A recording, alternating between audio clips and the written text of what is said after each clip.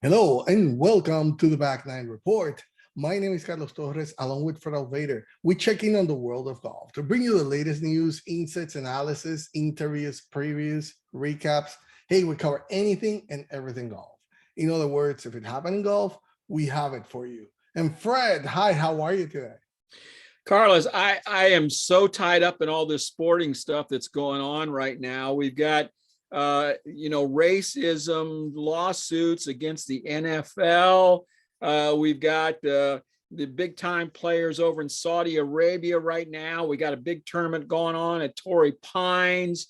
We've still got the LPGA playing in Florida. And then we've got this sideshow, which is a Greg Norman led LIV Investments, Saudi Arabia backed, whatever this is, Super League. This drama is really starting to get thick. Oh, it is. And we have to talk about it because that tournament started today. It's going to be running the 3rd to the 6th of February there in the King Abdullah Economic City at Royal Greens Golf and Country Club. And it has a very powerful field opposite of the AT&T on the PGA Tour.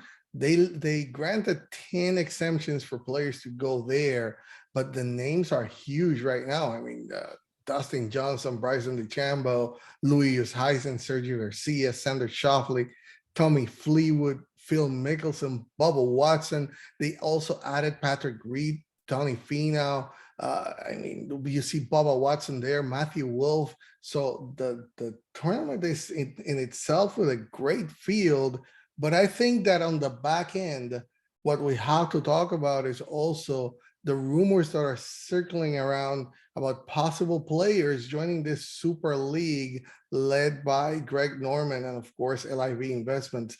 So that's what the story has been all about here.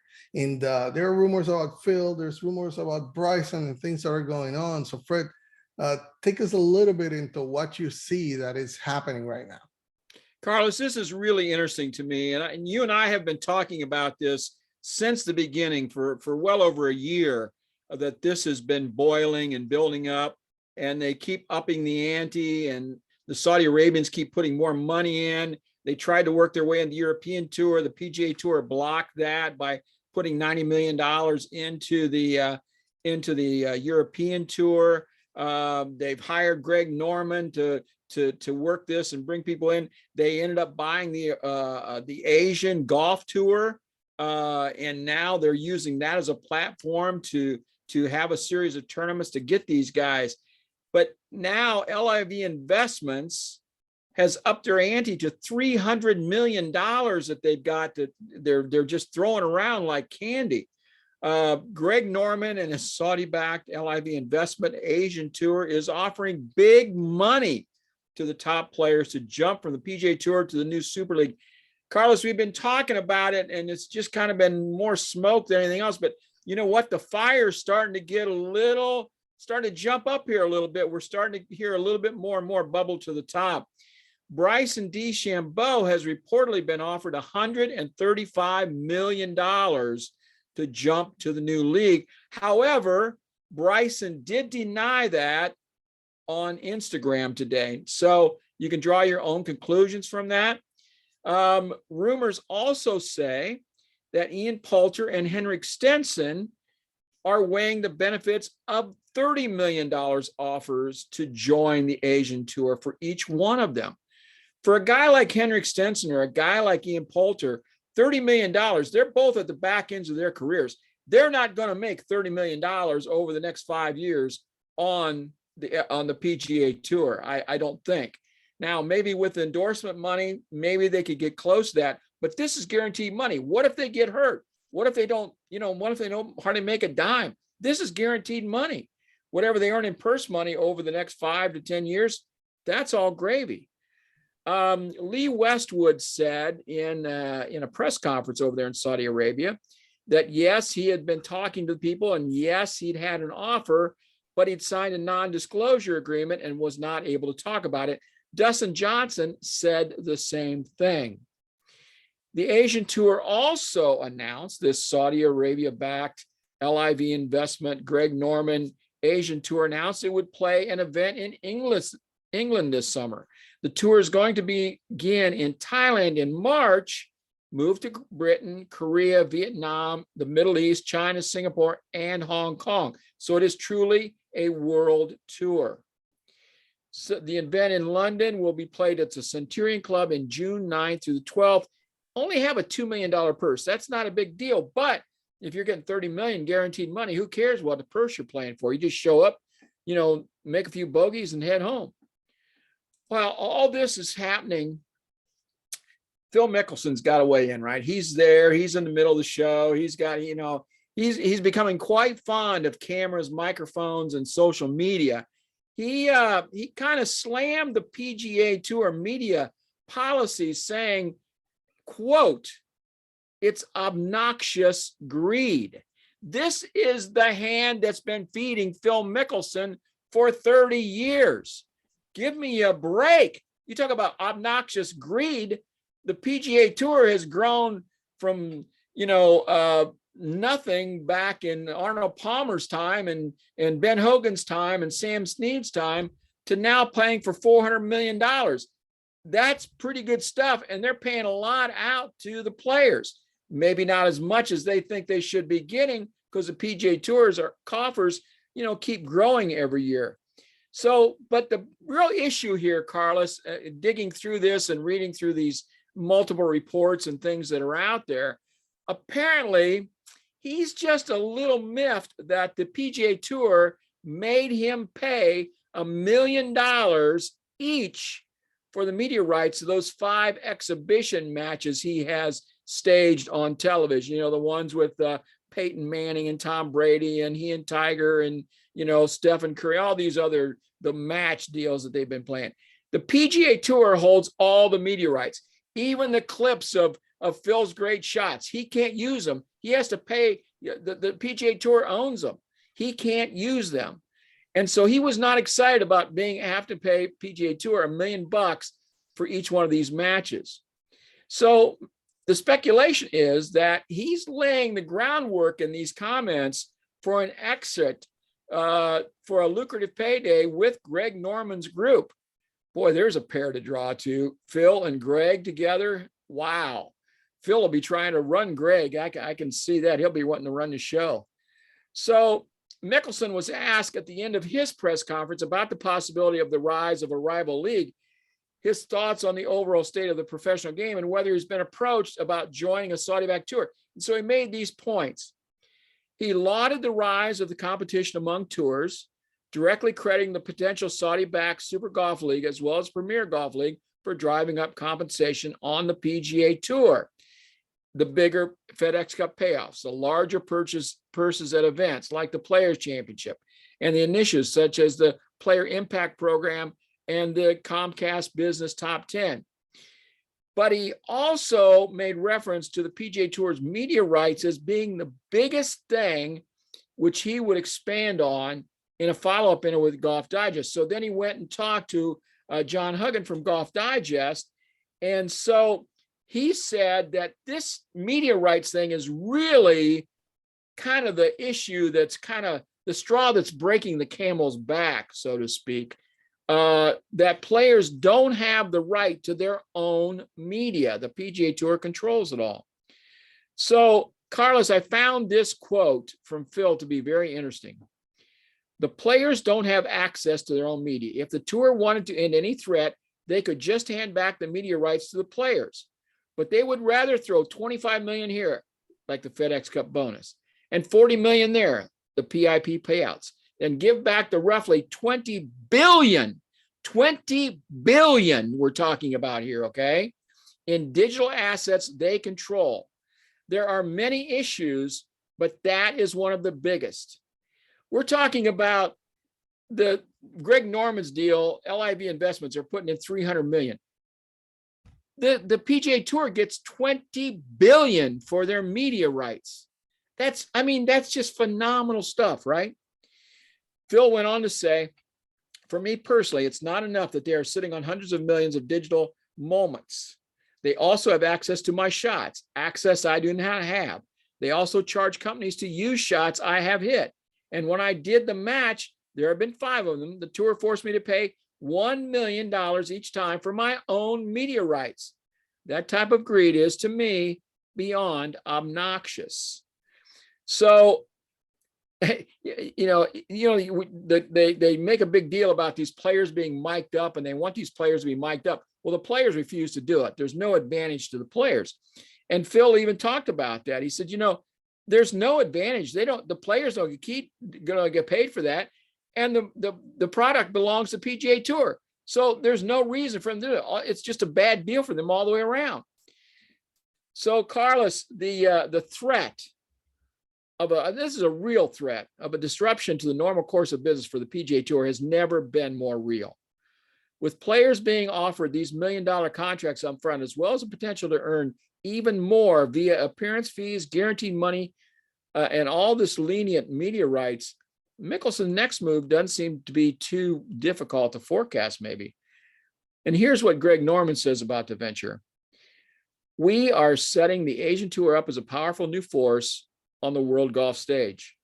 In my 40 years as a professional golfer, I've seen many parts of the world that have benefited tremendously from golf and its growth and development. We now have the opportunity to do that in Asia Pacific region and the Middle East with this incredible investment platform. Everyone benefits: professional players, amateurs, grassroots, golf fans, economies, communities, stakeholders. I've never been so optimistic about the future of the sport. In Greg's mind, he sees this as benefiting everybody. Nobody's getting hurt. So the PGA Tour is in for the fight of its life. All the money they've been collecting from TV rights, media rights, etc., over the years may be coming to a kind of a halt. The upstart Saudis with more money than they know what to do with is really shaking up the golf world. And it appears that several big name golfers are prepared to take the money and move to the Saudi-backed Asian Tour. The beneficiaries of all this will be the players, who will fatten their bank accounts even more. The question is, Carlos, how does it benefit fans? How are the fans going to be affected this? There's going to be more stuff, more golf to watch on TV. There'll probably be more things like a golf channel pop up to cover all these different places around the world. I don't know. But there's a lot of moving parts in this. And we're starting to see more and more of this come out of what's really affecting this. And as Phil says, this media rights thing, this to me, so it looks like to me, if the PGA Tour really wants to make a deal here, that media rights thing, that's the key to the whole deal. If they can use that, they can maybe leverage that to keep the guys at home. Well, that's a very tough thing to happen, because one thing that they know, and maybe he's trying to get some idea about what the college players are now possessing with the name, image, and likeness rights and all this stuff, right? But the thing is that you are in a professional organization that owns those media rights. When you sign with them, they are the ones paying for all this. Yeah, they make they have $20 billion of assets in digital marketing and all that. But the thing is, you signed for that. That is across sports. That's how it is. I mean, they cannot come and say right now, well, I need to go ahead and be licensing my image rights to the club or to the professional sports league that is doing it, because they are the ones that are doing the promotion. They're the ones doing the whole tournament anyways. You're the player, but it's their tournament. If you want to have some rights to that, just like anybody else, in Europe, we've seen, like in the Liga, right? These soccer players, which are maybe the closest ones that have some rights to their own likeness, and they say they name it to their name, to their image, to their nicknames, voice signatures, and all the other characteristics unique to the players. They try to own that, and it's right at the beginning. And even the managers tell them, hey, you have to do they advise them to prepare a separate business, registered to manage their image rights contracts and receive income through that. So they somehow go and savvy elite international players, Ronaldo and all those stuff, they license their they license their club, their personal sponsors, and the National Association to have those rights. But in this case, it's going to be very tough for him. I just see it as an out for him, a player that is 51 years old. Yes, he's a current major champ, defending champ of the PGA Championship. But the thing is, truly, his career right now is on the back end. All right, he can do whatever he wants. He's the only thing, and like he said, if he would win the US Open, he would retire right there, is because of course he has done everything. He doesn't need to prove anything else to anybody. He can go right now to the Super League and be one of their premier players. He doesn't have anything to lose with doing that. His legacy is already written. If there's going to be any sponsors that would say, well, I'm not going to be following or sponsoring anybody that is on the Saudis back investments, there's going to be many more that are going to come and they're going to pay him. So I don't see any issues with any of the players, even Bryson DeChambeau, if he would be going there. I know that there's more than this just supposedly media rights issues. They're just wanting to see where they're going to earn the most money. I see it more as an issue that the PGA Tour is keeping and trying to keep people from earning money just by, oh, I'm throwing $20 million, $50 million here, $40 million there. You don't have to go. I'm giving you more money. That's not really what they should be thinking about. They're just like, they're really greedy, like what Phil is saying. And that I will agree with him, because definitely if they would be savvy enough, they would be going right now with Greg Norman on the table. Let's see how we can make the best out of this. I want to be part of that. I want to have a piece of that cake as well. Let's get together, all three major organizations, and let's do something. The players right now could say, okay, don't worry, I won't be playing the PGA Championship, but I'll be playing all the other majors. I don't mind. I'm not gonna play there, but I'm gonna make more money than I'm making right now in your tour, just with the sign up money. So I just think this is the start of something that is not going to have any reverse. At some point, maybe a Phil Mickelson, which definitely has always been an outspoken player, and he's had always his issues, and we can't say, Phil is going to be nice and all this with everything that the PGA Tour is going to be doing. He has his own mind, and in some points I agree, but I think it's just looking for an out to get started there. If he goes out there, well, he's not on the top of his career, but definitely he's an influential player. And Henrik Stenson, definitely, like you mentioned, on the back of his career, Ian Poulter, they can just go there. They haven't been also healthy. That's a good point that you're making. They haven't been healthy the past few years, so they haven't been able to earn as much money. $30 million, I'll take them right now. I mean, I'll play the tour. I'll do whatever they're saying. I'm going to earn more money right now. Like you're saying, they're set anyway for life already with their career earnings. So Fred, I really see this as a turning point. This is where things are going to start to get thicker into this conflict, because definitely it's a conflict that the PGA Tour has. And if you see, they haven't even mentioned anything or talked anything about what Phil Mickelson has said. Of course, they have to be thinking right now specifically how they're going to answer that, because there's going to be some legal repercussions to whatever they say. They can just go on and say, well, we have the image rights and obligations, and that's expressly incorporated in Form 7 of the rules. But that's what they're going to come out and say, this clause and this clause. But I don't see how the PGA Tour shouldn't come now and say, okay, let's form what has been inevitable to me. It's to form a joint tour and try to see how they get the other feeder tours into a world tour. Carlos, let me ask you one question before we wrap this up. So you're Bryson DeChambeau. You're in your 20s, okay? You're at the top of your game. You're a major champion, multi-winner on the PGA Tour. You're making good endorsement money. You're making a lot of money every year. In over 10 years, your prospects on the PGA Tour are probably winning well over $100 million over the next 10 years. However, if you get hurt, you may have some endorsements, some sponsors that stick with you, but your income will be severely reduced.